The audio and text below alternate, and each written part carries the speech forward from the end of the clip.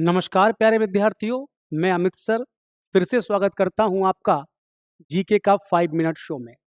आज का जो हमारा टॉपिक रहने वाला है वो है MV act, motor vehicle act 1988, अर्थात हिंदी में इसको मोटर वाहन अधिनियम कहा जाता है। बहुत ही कम समय में बहुत ही शानदार तरीके से मैंने नोट्स बनाया है इसका। जो भी विद्यार्थी अपकमिंग उत्तर प्रदेश दरोगा या उत्तर प्रदेश कांस्टेबल की परीक्षा की तैयारी में लगे हुए हैं, वे एक बार इस वीडियो को जरूर देख जाइएगा। हो सकता है 1 या 2 नंबर आपको इसी वीडियो से मिल जाएं। 15 मिनट के आसपास की ये वीडियो होने वाली है, तो देर नहीं करते हैं और शुरू करते हैं आज की क्लास, जिसका नाम है मोटर वाहन अधिनियम। मोटर वाहन अधिनियम भारत में जो पहली बार आया था बच्चों, वो 1914 में आया था। और ये जो काल था ये ब्रिटिश काल था, तो इसमें बहुत साधारण नियम बनाए गए थे क्योंकि उस समय मोटर ज़्यादा नहीं होती थी। इसको बहुत जल्दी पुनर्स्थापित कर दिया गया और ये जो पुनर्स्थापित या प्रतिस्थापित हुआ, ये हुआ 1939 के एक्ट में, अर्थात 1914 के अधिनियम को समाप्त कर दिया गया ब्रिटिश सरकार के द्वारा। और फिर एक नया अधिनियम, दूसरा मोटर वाहन अधिनियम भी कह सकते हैं इसको आप, 1939 में आया। और प्यारे बच्चों, हमारी आज़ादी तक यही वाला अधिनियम भारत में अस्तित्व में रहा। फिर समय बदला, हम आज़ाद हुए और आज़ादी के बाद 1988 में हमने 1939 के पुराने पड़ चुके मोटर वाहन अधिनियम को रिप्लेस कर दिया और एक नया अधिनियम बनाया। इसी को आज वर्तमान में आप एमवी एक्ट के नाम से जानते हैं। ये जो एमवी एक्ट है, इसमें कुछ संशोधन भी किए गए थे 2019 में। कुछ जुर्माने की राशियां बढ़ाई गई थी। पहले 100 रुपये तक जुर्माना होता था, आज वो 100 रुपये बढ़ाकर 1000 रुपये कर दिया गया है। तो इस तरह की कुछ चीज़ें चेंजेस हुई हैं। लेकिन ये जो चेंजेस हुआ है 2019 में, जो कि लागू हुआ है 31 अक्टूबर 2019 से, बच्चों ये 1988 की कुछ धाराओं में ही परिवर्तन है, ये कोई नया एक्ट नहीं है। इस बात का आप विशेष ध्यान रखेंगे, ठीक है बच्चा। आगे बात कर लेते हैं कि जो मोटर वाहन अधिनियम 1988 है, जिसको मोटर व्हीकल एक्ट या एमवी एक्ट कहा जाता है, ये 14 अक्टूबर 1988 को पारित हुआ था। अर्थात राष्ट्रपति जी के हस्ताक्षर इस पर हो गए थे। उसके बाद पूरे भारत में 1 जुलाई 1989 को 1989 को ये लागू हो गया था। बच्चों, इस एक्ट में कुल 14 अध्याय हैं, 217 इसमें क्या हैं, धाराएं हैं, और 2 इसमें अनुसूची हुआ करती थी। जी हाँ बच्चा, 1988 में जो एमवी एक्ट बना था उसमें 2 शेड्यूल थे, 2 अनुसूचियां थी, जिसमें से एक आज भी है। पहली अनुसूची ये है। पहली अनुसूची में मैंडेटरी ट्रैफिक साइन दिए गए हैं। हिंदी में बात करी जाए, अनिवार्य यातायात चिन्ह। जैसे आप रेलवे क्रॉसिंग पे जाते होंगे तो वहां पर आपको एक चिन्ह बना मिलता होगा। जैसे फुटपाथ से गुजरते होंगे तो फुटपाथ का कोई चिन्ह होगा। पुल से गुजरते होंगे, पुल का एक चिन्ह आप सड़क पर देखते होंगे। तो ये सारे कुल मिलाकर कुछ चिन्ह कहलाते हैं। ये सब किस सूची में दिए गए हैं? अनुसूची 1 में। और जो अनुसूची 2 थी, ये वर्तमान में इस एक्ट में नहीं है, क्योंकि 2019 का जो संशोधन हुआ था, इस अनुसूची को समाप्त कर दिया गया है। तो अगर आज पूछ लिया जाए आपसे, 2019 के बाद से एक ही अनुसूची है और उस अनुसूची में मैंडेटरी ट्रैफिक साइन दिए गए हैं, जरूरी यातायात के चिन्ह दिए गए हैं। जब आप सड़क पर गुजरते हैं तो उन चिन्हों को देखकर समझ जाते हैं कि आगे क्या आने वाला है, क्या होने वाला है, ठीक है बच्चा। और बहुत इंपॉर्टेंट है, लेकिन मैंने इस स्लाइड में उन चिन्हों को शामिल नहीं किया है। उसकी सबसे बड़ी वजह यह है कि जो वो चिन्ह हैं उनसे इतनी बार सवाल आ चुके हैं कि आप जो है टू यूज हो गए हैं। किसी भी प्रैक्टिस बुक में वो अगर आप एक बार निकाल लेंगे तो मेरे समझ से आता है कि अगर चिन्ह आपको दिखाई दे जाएगा तो पहचान लेंगे। लेकिन आज कुछ नई चीजें इस एक्ट में हैं जो मैं आपको बताने वाला हूं उस पर बहुत ध्यान देना है आपको। जैसे कि आगे हम बात करते हैं, कुछ नई परिभाषाएं इसमें ऐड की गई हैं और उन परिभाषाओं से आपके लिए सवाल बनता है। सेक्शन 2 में कुछ परिभाषाएं हैं। अच्छा, सेक्शन 1 पिछली स्लाइड पे था। प्यारे बच्चों, किसी भी अधिनियम का सेक्शन 1 जो होता है वो उस अधिनियम के नाम के बारे में, उस अधिनियम के प्रारंभ के बारे में और उस अधिनियम के विस्तार के बारे में बात करता है, जो मैं आपको बता चुका हूं, कब से पारित हुआ, कब से लागू हुआ और पूरे भारत पर इसका विस्तार है। सेक्शन 2 में परिभाषाएं दी गई हैं, जिसमें पहली परिभाषा है एग्रीगेटर की। किसकी परिभाषा है? एग्रीगेटर। बच्चों, एग्रीगेटर जो शब्द होता है वो एक मध्यस्थ के रूप में समझा जा सकता है। एक ऐसा मध्यस्थ प्लेटफॉर्म जो वाहन स्वामियों या ड्राइवरों और जो पैसेंजर्स हैं उनके बीच में एक लिंक को जनरेट करता है, एक लिंक को बनाता है। मैंने उदाहरण भी लिख रखे हैं, जैसे आपने नाम सुना होगा ओला कैब। तो अब ओला क्या है? ओला एक एग्रीगेटर है। आपने ओला को कॉल किया, अपनी डेस्टिनेशन बताई, अपना नाम बताया, अपना एड्रेस बताया, आपके पास आधे पौन घंटे में एक कैब आ जाएगी और वो आपको आपके गंतव्य स्थान तक ले जाएगी। ये कैसे हुआ? आपने उस ड्राइवर से डायरेक्ट बात नहीं की बच्चों, आपने ओला से बात की। तो ओला एक डिजिटल प्लेटफॉर्म है। ओला एक डिजिटल प्लेटफॉर्म है। ओला एक डिजिटल प्लेटफॉर्म है जो एग्रीगेटर का काम कर रहा है, अर्थात जो पैसेंजर और ड्राइवर के बीच को लिंक कर रहा है। तो बच्चे, एग्रीगेटर आप समझ गए होंगे। परिभाषा स्क्रीनशॉट लेते रहें, आप खुद समझ जाएंगे। मैं लिखा हुआ ज्यादा ना बता के आपको समझाने का ही प्रयास कर रहा हूं। दूसरी परिभाषा है बच्चा आर्टिकुलेटेड वाहन। आप दरोगा बन जाएं, आप कांस्टेबल बन जाएं, तो आप जब भी किसी गाड़ी को पकड़ेंगे, चालान करेंगे, तो आप अपनी जो आपका फॉर्म होगा उसमें आप आर्टिकुलेटेड शब्द का यूज करेंगे। अब ये क्या शब्द है? आर्टिकुलेटेड वाहन क्या होते हैं? तो बच्चा, वे वाहन जो कोई एक बड़ा वाहन हो और उसके 2 या 2 से अधिक भाग हो। शर्त यह है कि वाहन बड़ा होगा, बड़ा वाहन होगा और उसके पार्ट 2 या 2 से अधिक होंगे, यानी उसमें जुड़े हुए भाग 2 या 2 से अधिक होंगे। और जो वो भाग जुड़े हुए होंगे वो एक लचीले जोड़ के द्वारा जुड़े हुए होंगे। अर्थात वो लचीला जोड़ कैसा हो सकता है? इस तरह से ऊपर नीचे हो सकता है या ऐसे हो सकता है। ट्रैक्टर ट्राली इसका बेस्ट उदाहरण है। ट्रैक्टर ट्राली, ट्रैक्टर से ट्राली लचीले जोड़ के द्वारा कभी भी खोल लो, कभी भी डालो। इसका मतलब हुआ फ्लेक्सिबल जॉइंट, लचीला जोड़।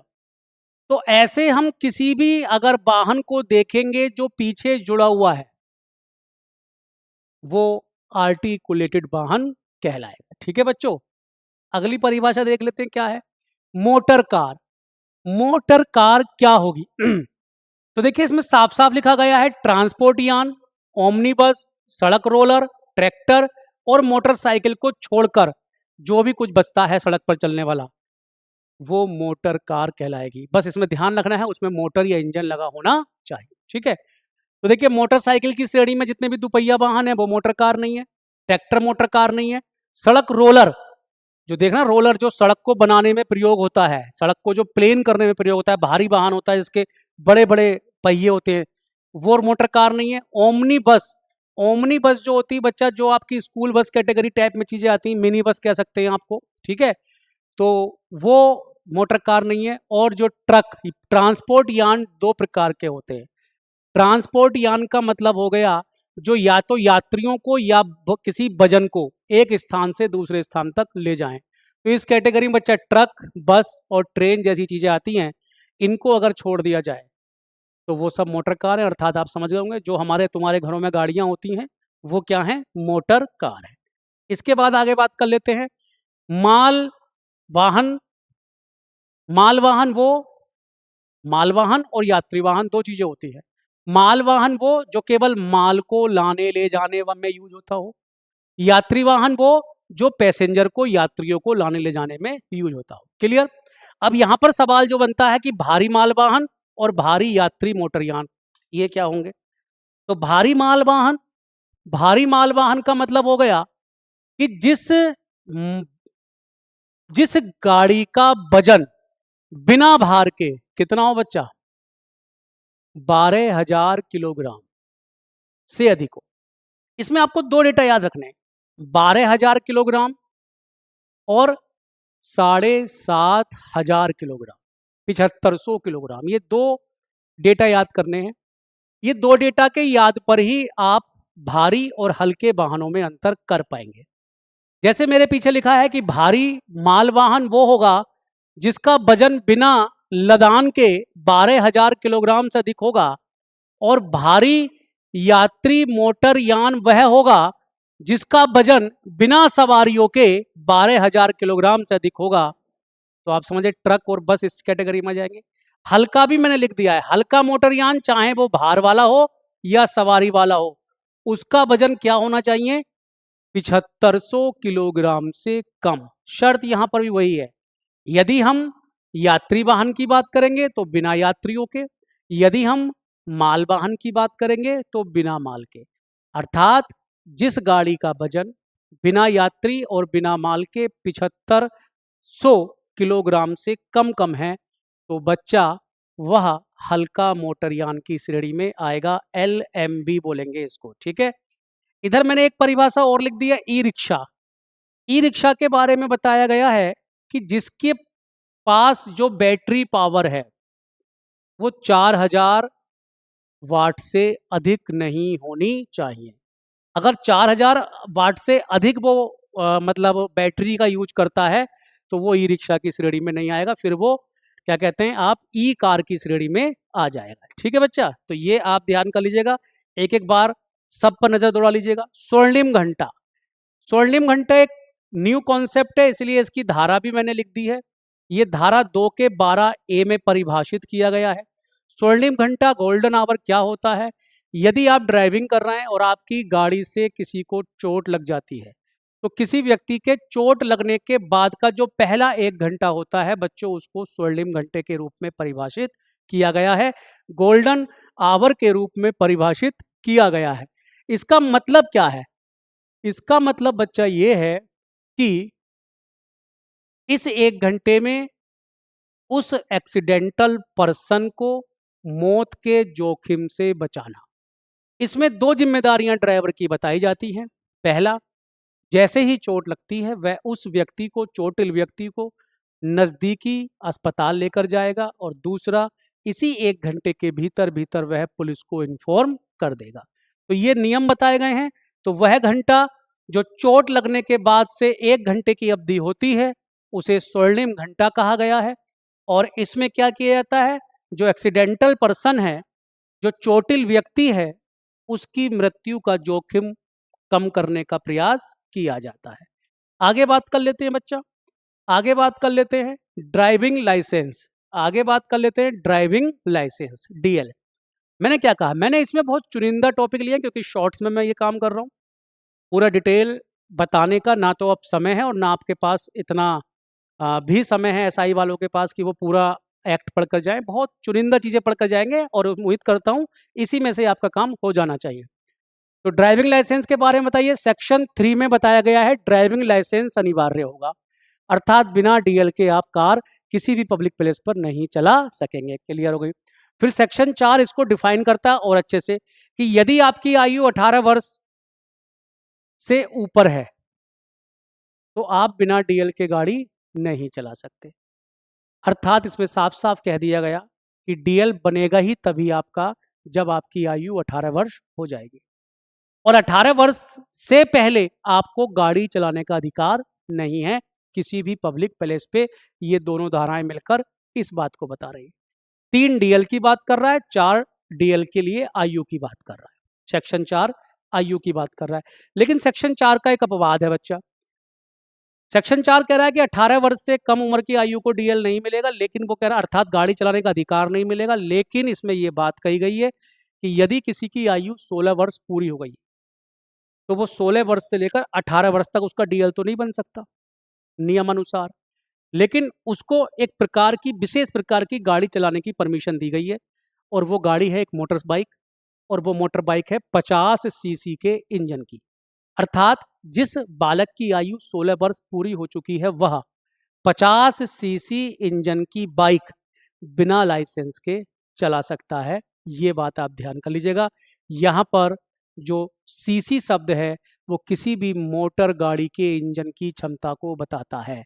सीसी का मतलब होता है क्यूबिक कैपेसिटी या क्यूबिक सेंटीमीटर। इसकी 2 फुल फॉर्म होती हैं, सीसी पूछ सकता है कि इंजन में सीसी जो आता है वो क्या होता है, सीसी क्यूबिक कैपेसिटी दे देगा ऑप्शन में, या क्यूबिक सेंटीमीटर, दोनों ही इसके नाम बनते हैं बच्चा, ये मैंने यहाँ पर लिख दिया है। ड्राइविंग लाइसेंस संबंधित सेक्शन 8 है, जो एक बात और कहता है कि यदि आप कोई कॉमर्शियल वाहन चला रहे हैं, ऐसा वाहन जिसको आप अपने लिए प्रयोग ना करके पब्लिक के लिए प्रयोग कर रहे हैं, तो ऐसे वाहनों को चलाने के लिए, जिसके लिए आप पैसा कमाने के लिए वाहन चला रहे हैं, व्यापार वाणिज्य में उसका प्रयोग कर रहे हैं, तो ऐसे वाहनों को हम कॉमर्शियल वाहन कहते हैं। और इन कॉमर्शियल वाहनों को चलाने के लिए बच्चा डीएल के साथ साथ मेडिकल हेल्थ सर्टिफिकेट की भी आवश्यकता ड्राइवर को होगी। सेक्शन 8 इस बात को कहता है। आपको यह भी पता होना चाहिए कि जब आप लाइसेंस के लिए 18 साल आपकी उम्र हो जाती है और आप लाइसेंस के लिए अप्लाई करते हैं आरटीओ में, तो एकदम से आपको स्थायी लाइसेंस नहीं मिलता है, बल्कि आपको एक अस्थायी, जिसे आप लर्निंग ड्राइविंग लाइसेंस कहते हैं, वो मिलता है। इसकी अवधि भी एक बार परीक्षा में पूछी जा चुकी है। तो लर्निंग लाइसेंस की अवधि जो होती है, वैधता वैलिडिटी कितनी होती है, 6 माह होती है, अर्थात 6 माह के बाद फिर आपको स्थायी ड्राइविंग लाइसेंस मिल जाता है। ठीक, तो ये ड्राइविंग लाइसेंस के बारे में कुछ बिंदु थे जो मैंने आपको इस स्लाइड में रखे हैं। इसके बाद आगे की बात कर लेते हैं आरसी की, रजिस्ट्रेशन सर्टिफिकेट। सेक्शन 39 कहता है कि बिना आरसी वाहन चलाना क्या है, अपराध होगा। बिना आरसी के आप वाहन नहीं चला सकते। दूसरी बात इसमें समझिएगा, जब आप कोई नई गाड़ी लेते हैं तो आरटीओ में रजिस्ट्रेशन कराने के लिए आपके पास जो समय सीमा है वो 30 दिन की है, यानी अस्थायी आरसी की अवधि 30 दिन होती है। अर्थात जब आपको गाड़ी मिल जाती है तो आपको कंपनी से एक अस्थायी आरसी मिलती है, टेम्पोररी नंबर बोलते हैं उसको आप। टेम्पोररी नंबर जो है वो 30 दिन तक वैलिड रहता है। 30 दिन के भीतर आपको आरटीओ से क्या करवाना होता है, रजिस्ट्रेशन कराना होता है, पक्की आरसी लेनी होती है बच्चा। ठीक है, ये जो आरसी अगर आपको मिलती है तो ये 15 साल तक वैलिड रहती है एक बार में। अगर आपके पास कोई अपना प्राइवेट वाहन है, निजी गाड़ी है, और अगर आपने आरसी ले ली है तो ये आरसी आपको 15 साल तक वैलिड रहेगी। 15 साल के बाद आपको प्रत्येक आरसी को रिन्यूअल कराना पड़ेगा, और एक बार में जो रिन्यूअल होती है वो कितने वर्ष के लिए होती है, अधिकतम 5 साल के लिए कोई भी आरसी रिन्यूअल होगी। दूसरा बच्चा, यहाँ पर मैंने एक बात लिखी है कि यदि आप अपनी गाड़ी को बेचते हैं तो आरसी का ट्रांसफर होने की क्या शर्तें हैं। तो देखिए, अगर आप अपनी गाड़ी बेचते हैं तो गाड़ी बेचने की 2 शर्तें होती हैं। या तो गाड़ी आप अपने ही राज्य के भीतर बेचें। अगर आपने गाड़ी को अपने राज्य के भीतर बेचा है तो 14 दिन के भीतर आपको गाड़ी ट्रांसफर कराना अनिवार्य है, अर्थात वो गाड़ी अवैध गाड़ी मानी जाएगी। दूसरा, अगर आप अपनी गाड़ी राज्य के बाहर बेचते हैं तो 45 दिन के भीतर आपको अपनी आरसी को ट्रांसफर कराना अनिवार्य है। आरटीओ के पास जाना पड़ेगा और इन 45 दिनों के भीतर गाड़ी उसके नाम करनी होगी जिसको आपने गाड़ी बेची है। ठीक है, तो ये कुछ नियम होते हैं आरसी से संबंधित। इसके बाद आगे बात कर लेते हैं बच्चा। आगे देखिए, बहुत इंपॉर्टेंट है, आप लोग वर्दी जब आपको मिल जाएगी तो चालान करने का अधिकार भी आपको मिलेगा। और चालान करने का अधिकार जो होता है वो 2 स्टार से शुरू होता है। तो आपको ये पता होना चाहिए कि जो चालान वाली धाराएं हैं, जो प्रमुख प्रमुख धाराएं हैं, चालान वाली धाराएं, वे कौन सी होती है। देखिए, पहली धारा है 129। इस एक्ट की 129 धारा कहती है हेलमेट अनिवार्य है। मतलब जो 2 पहिया वाहन है उस पर 4 वर्ष से ऊपर जितनी भी सवारी बैठेंगी, अब 2 पहिया वाहन है तो 2 सवारी के लिए लागू होगा, 3 सवारी के लिए तो लागू है ही नहीं। तो 2 पहिया वाहन पे 2 सवारी अगर बैठी हैं, ऑब्वियसली उसमें एक सवारी 18 साल से ऊपर की होगी, और अगर पीछे कोई सवारी 4 साल से ऊपर की है तो दोनों ही सवारियों को हेलमेट पहनना अनिवार्य है। अर्थात क्वेश्चन बन सकता है, हेलमेट पहनने की न्यूनतम आयु सीमा क्या है बच्चा? 4 वर्ष। 4 वर्ष से छोटी आयु के लिए हेलमेट अनिवार्य नहीं है, लेकिन 4 वर्ष से अधिक की आयु के लिए सभी सवारियों के लिए हेलमेट अनिवार्य है। धारा 129 इस बात को कहती है। बच्चा, धारा 112 ओवर स्पीड की बात करता है। किसकी बात करता है? Over speed. ओवर स्पीड 2 पहिया की और 4 पहिया की। अब ये थोड़ा सा डेटा मैंने लिख दिया है। जैसे 2 पहिया में अगर सामान्य रोड पे चलना है तो 40 किलोमीटर पर आवर, और अगर हाईवे पे चलना है तो 60 से 80 किलोमीटर पर आवर होती है। वहीं अगर 4 पहिया है, सामान्य रोड पर चलना है तो 55 किलोमीटर पर आवर होती है। यहीं अगर आप हाईवेज पर चल रहे हैं 80 से 100, और अगर एक्सप्रेस वे पर चल रहे हैं तो 100 से 120 किलोमीटर ओवर स्पीड का लिमिट मानी गई है 4 पहिया के लिए। धारा 128 ट्रिपल राइडिंग अवैध मानी जाएगी। 2 पहिया सवारी के लिए चीज है ये। अगर उस पर 2 सवारी बैठने की जगह है तो आप उस पर 3 नहीं बैठा सकते। 3 बैठा के चलाएंगे तो चालान हो सकता है। ये सब चालान वाली धाराएं हैं। 185 देख लीजिएगा, शराब पीकर ड्राइविंग, बहुत मोटा चालान भी है इस पर, बच्चे बताऊंगा मैं अभी। ब्रेथलाइजर एक मुंह में लगा देते हैं आपके, वो ब्रेथलाइजर एक यंत्र है। ब्रेथलाइजर नाम जान लीजिएगा। ब्रेथलाइजर उस यंत्र का नाम है जो वाहन चलाते समय आपके रक्त में शराब की, अल्कोहल की कितनी मात्रा है इस बात को तय करता है। और बच्चा, ये मात्रा 30 मिलीग्राम से अधिक नहीं होनी चाहिए। इसका मतलब है अगर आपका ब्लड 100 ml है तो उस 100 ml में 300 मिलीग्राम एल्कोहल से अधिक नहीं होना चाहिए। अगर उससे कम है तो आप बच जाओगे, उससे अधिक है तो आप पर ड्रंक ड्राइविंग का केस बनेगा। धारा 194 बी देख लीजिएगा, सीट बेल्ट अनिवार्य है। सीट बेल्ट आप जानते हैं 4 पहिया गाड़ियों के लिए मानी गई है। तो ये सब वे धाराएं हैं, स्क्रीनशॉट ले लेंगे, जो चालान कराने में या चालान के लिए अनिवार्य हैं।